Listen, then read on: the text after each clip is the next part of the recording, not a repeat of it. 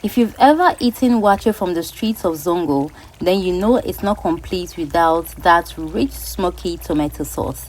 Today I'm taking you step by step into my kitchen to show you how this iconic waakye sauce is made. Simple ingredients, deep flavor, and that authentic Zongo taste we all love. Let me quickly take you through the ingredients we'll be using. Here we have onions, fresh tomatoes, garlic and ginger, tomato paste, and let me take you through some of the spices I will be using. I'll be using coriander, ajwain, fennel seeds, black pepper, rosemary, star anise, and some bay leaves. I also have some fresh peppers, so I'll be using yellow habanero. And yes, let's get started. So first we're going to be chopping our onions, which is very important with this recipe. We are not going to be using blended onions. What you can also do is to put this in your food processor so you can get it roughly chopped. Now on medium heat, you're going to place your pot and add in some vegetable oil. Once the oil is hot, add the chopped onions and allow it to cook until it's soft and slightly golden. You're going to continue stirring this since you don't want it to burn. You want it to turn golden, not burnt. Once you achieve the slightly golden color, you're going to be adding your tomato paste. This step is very important. Frying the tomato paste properly removes the sour and tangy taste and also deepens the color. At this stage, your attention is very well needed here. Do well to continue stirring. Do not leave it unattended so you do not get a burnt tomato paste. That is not the goal. If you are here with me till this stage, please don't forget to hit the subscribe button, like, share, and of course, let me know where you're watching me from. Thank you.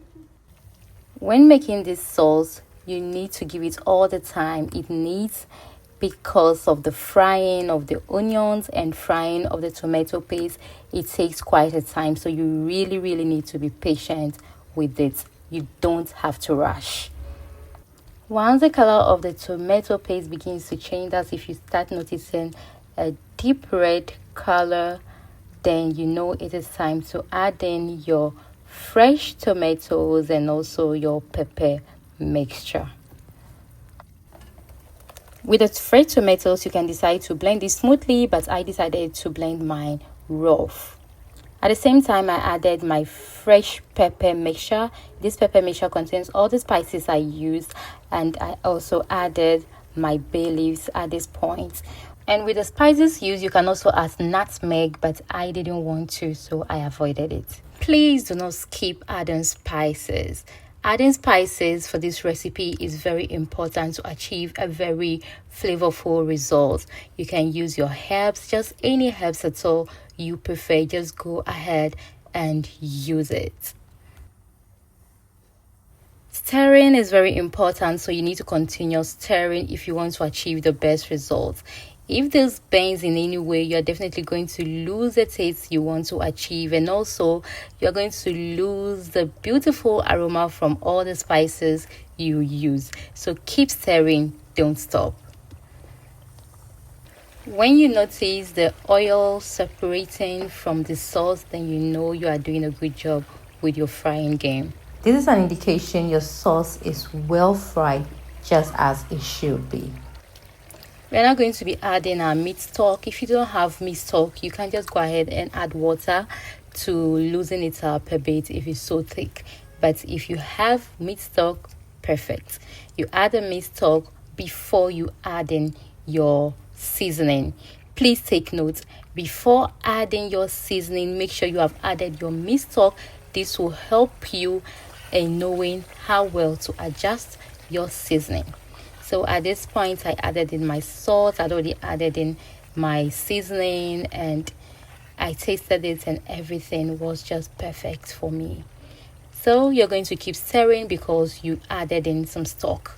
So you're going to stir it for about 5 to 10 minutes. Then I added my meat.